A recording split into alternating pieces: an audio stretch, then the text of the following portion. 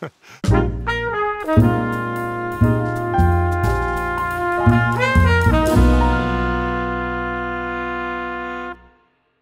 folks, Charlie Porter here in my backyard, and I'm going to show you how this piece of grass is going to help your trumpet playing.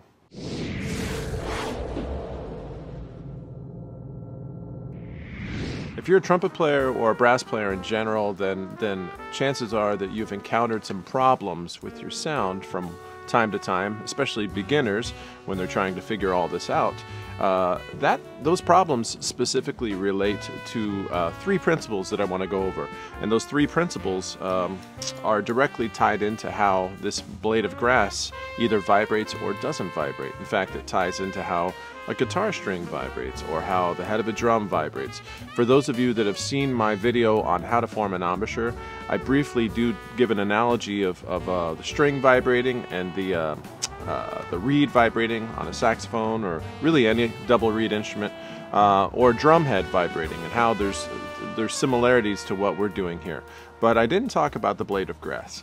So that is what we're going to focus on right now. In fact, if we take this blade of grass, and maybe you've done this before, and if you position it in a way that you hold it between your palm and your thumbs like this, and then you gotta, it's kind of tricky, then you gotta pull up. See how it's loose? And then I pull it up. Once you pull it tight between those two surfaces, when you get it just right,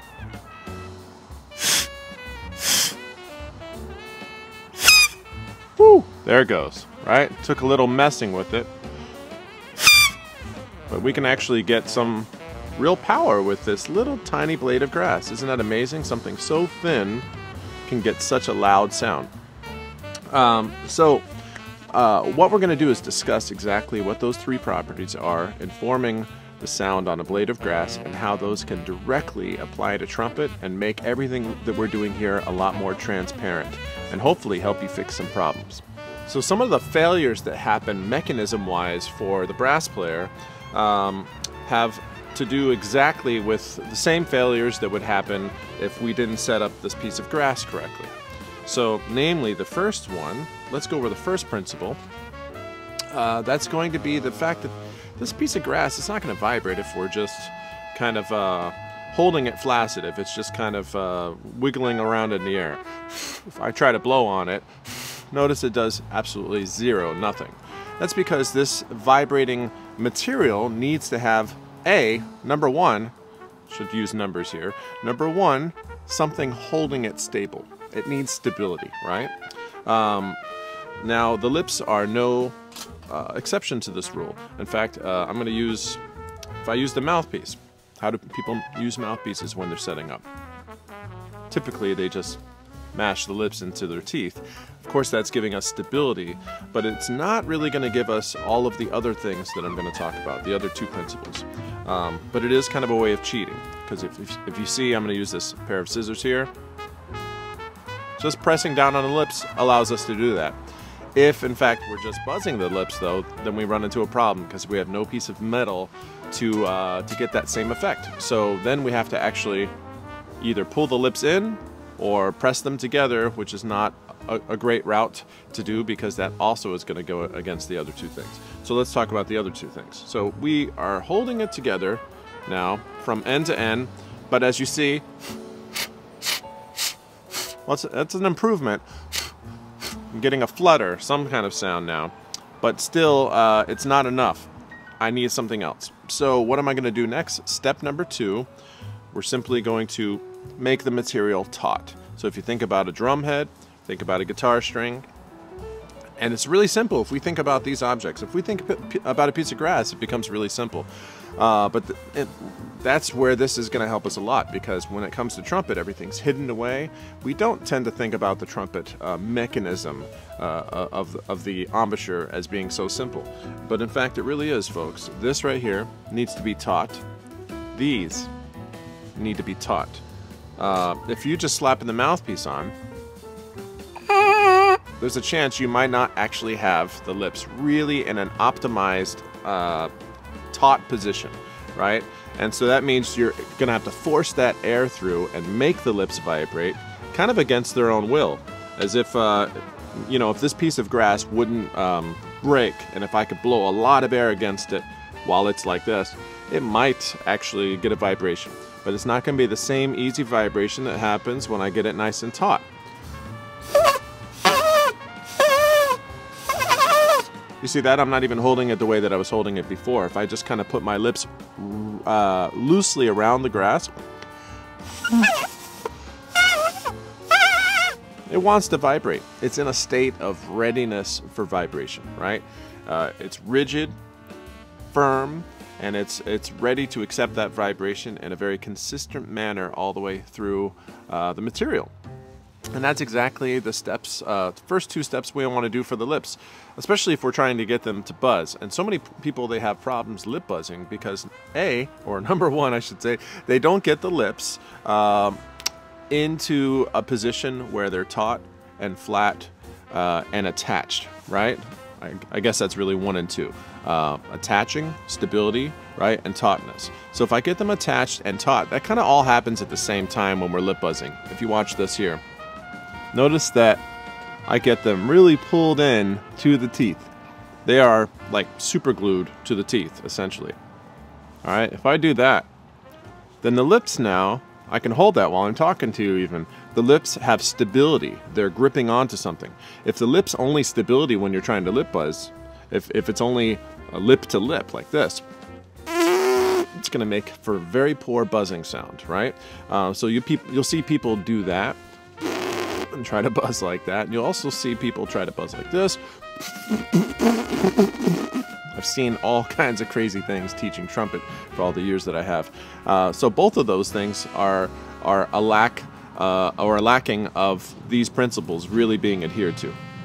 If you can get them to attach to the teeth, and if you can get them to be taut, and I'm not talking about smiling like this, I'm just talking about the lips being flattened down, right? To the point where there's no loose edges, they're not kind of just floating around, they are there and they're there to stay, right? So, when we get that, then good buzzing is inevitable if we have the third thing, right? And so what's the third thing? An airway. Just like the grass, it's another thing you need. If I set this up, notice that there is space right there around the grass, right? Space for the air to actually flow through and to do its thing and carry that vibration. Without air, we get no sound, right? Especially on a wind instrument. But really, even a guitar uses air, right? If you tried to play a guitar in a vacuum, you wouldn't hear a thing. So we have to have the spacing, even between a guitar string and the fretboard. It can't be sitting right on the fretboard. That's going to stop the vibration, and the string also won't be able to carry any vibration through if it's being paralyzed by the fretboard. So likewise, if the lips are pressing together too much, they are paralyzing their own vibration, and they're stopping that air from being able to go through them. Okay, a lot of people, though, they do talk about using a closed aperture, right?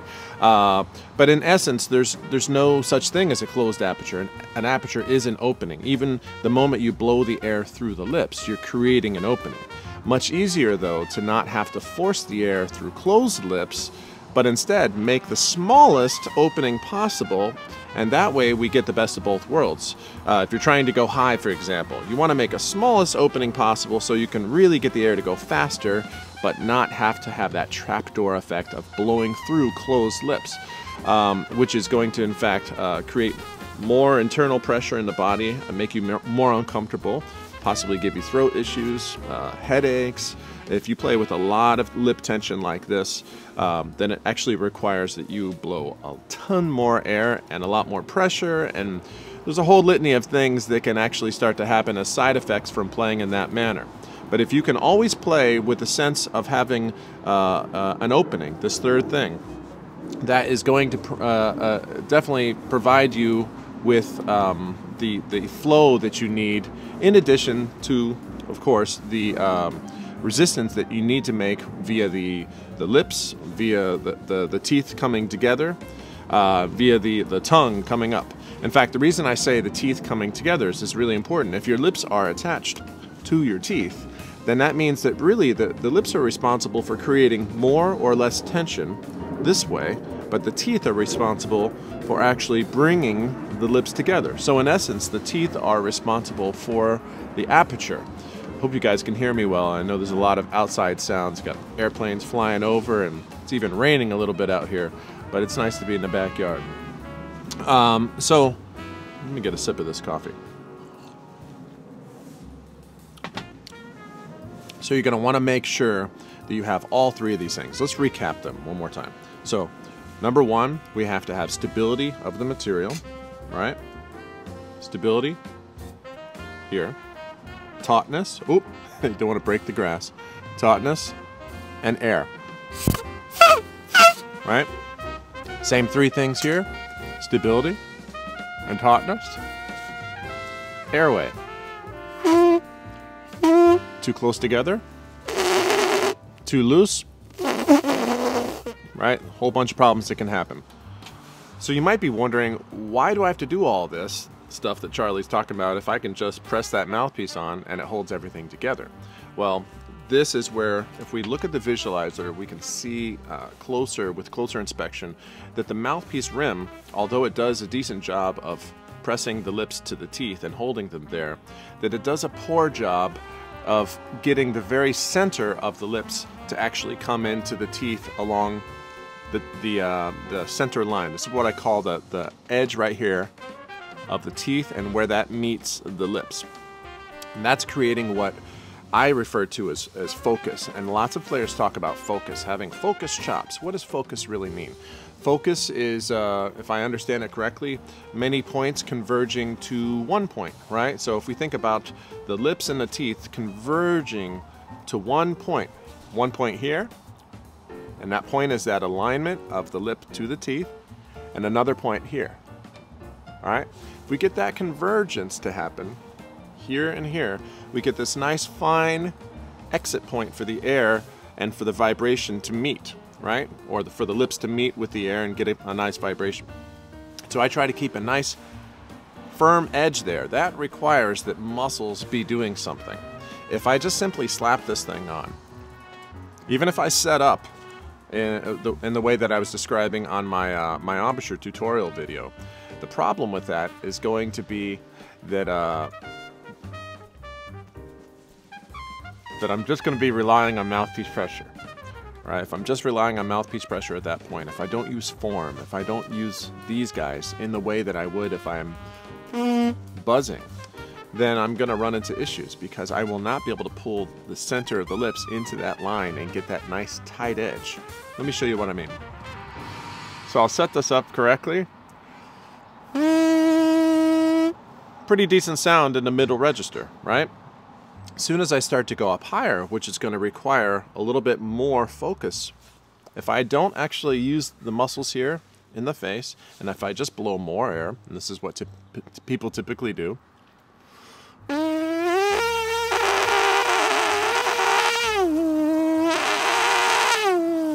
see how I'm blowing more air, but the lips, they kind of just lose their stuff, right? They can't really maintain that good focus because, like I said, the pressure here is not enough to keep them in line. So what do I have to do to keep them in line? I have to pull them in towards the teeth, which is a combination of pulling up, pulling down, and pulling together here.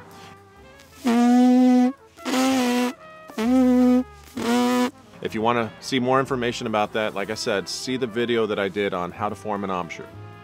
But when I do those things, it's giving me a structure below this thing. So we have set and then we have form, right? So when we put the form behind that, notice that I can go higher and the sound's not breaking up. And I'm also not just doing it with airflow, I'm actually doing it here. And the fact that I can already do that here is going to help my trumpet playing and make everything that much easier. Why is this? Because I'm adhering to these three principles of vibration, right? 1, stability. 2, tautness. And 3, having an airway. Okay, so what you need to do is go out into your backyard and grab a piece of grass and get that thing to vibrate. I want you to think about trumpet playing or brass playing while you're doing that. And then go to your instrument. Go even back and forth between the two. And then play your instrument. Or buzz your lips first, right? When you're buzzing your lips, try to think about your lips being like that blade of grass, right? Like a guitar string, like a reed, like a drum head. Essentially what we're building here, folks, is a mechanism. It's a motor, if you will.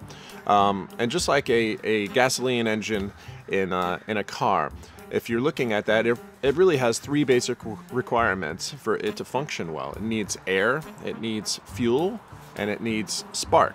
If you have all three of those things, it's going to work well. If it's not working well, chances are a mechanic is going to investigate those three areas first and see which main area it's having a problem with. And then under that, of course, there's a whole umbrella of other minor issues that could be affecting it. Same thing with trumpet playing. If we put on our mechanic hat and we say, okay, what are the three basic areas? It's these three principles. So if you look at somebody's issues when they're playing, if you're a teacher, for example, and you want to better help your students, investigate these three areas first. Say, well, one, does the student have stability in the lips, right? Other than just the mouthpiece holding everything in. Is anything working here to create stability? Two, is there tautness in the lips? Are they just putting them on and just blowing through flaccid lips and using tons of air, kind of like playing a drum that's not taut? How hard would you have to hit that drum to try to get a sound out of it, right? And three, and this is the big one that's affecting most players, is the airway staying consistently open enough. That doesn't mean wide open all the time, but open enough to create positive airflow. If they're having a problem with any of those three things, it's going to affect their sound. So how is this going to help your playing? Looking at this blade of grass, how can you apply this? Well, like I said, number one, just having the awakening of the simplicity of this mechanism and understanding the mechanism, I think in some ways will immediately help your playing, because you're going to realize where the deficiencies actually might lie, instead of it being this mysterious thing where you're walking on eggshells, wondering whether or not the sound's going to come out beautiful or not, whether you're going to get a scratch or a double buzz, or whether you're going to get that scratch when you're playing the mouthpiece. Or, if you've been one of those people that's never been able to buzz your lips, well, this right here, these three principles are going to help. But let me show you a way that you can break this down if you're having a problem getting your lips to buzz. Because some people, I can tell them these three principles over and over, and they just don't seem to understand how to get the lips to get this feeling, to get the feeling of getting that buzz happening right on the teeth in support with these muscles. So, just like we took the blade of grass and we were able to do this externally, right? Meaning that the piece of grass it's not part of my body, it's not my face. I'm maneuvering everything with my fingers, right? So what if I said we could do the same thing with the lips, right? We can treat the lips as if they're a blade of grass. We can actually maneuver them with our fingers.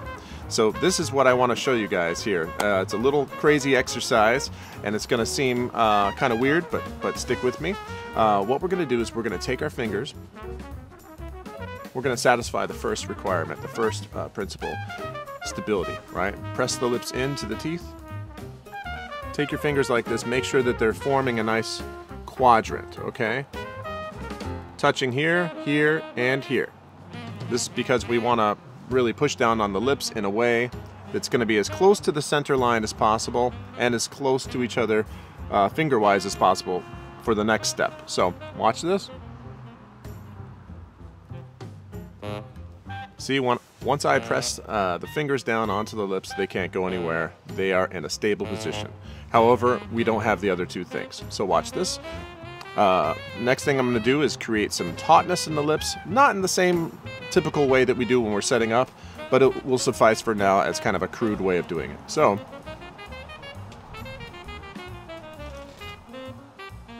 can you see that it's creating some tautness in the lip when I do that? They're not in their normal position where they might have some irregularities that everybody's lips have. We all have some kind of form of teardrop or some unevenness. Some people's lips dip down a lot in the middle. Doing this stretch, creating this tautness, actually helps to even out all that material and get it to be more like this flat blade of grass, right? But notice I'm just doing it with my fingers, not using my face yet. And here's number 3. Airway. So all I did there was I simply opened up my jaw, because remember, the jaw controls the aperture.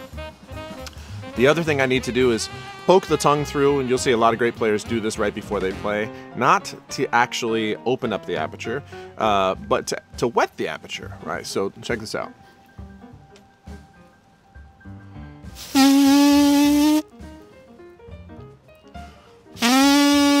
If I do this every single time, folks, it's going to be a reliable way to get a buzz out. But if I do this and I don't satisfy those 3 requirements, did you see how horrible that looked, right? Well, what about this? If I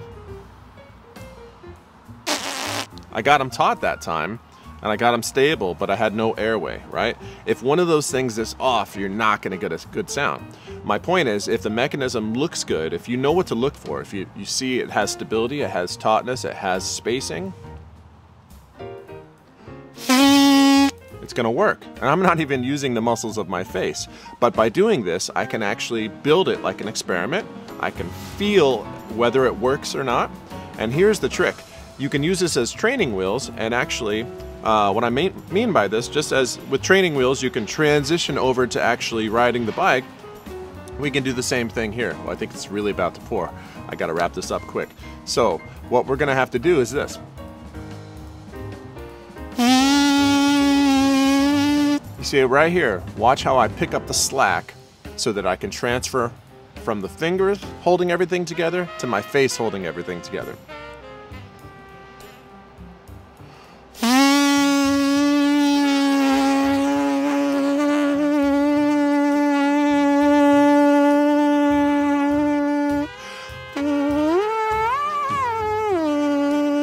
So, that in a nutshell is how we can build all this externally with our hands and feel the same principles happening in a tangible way.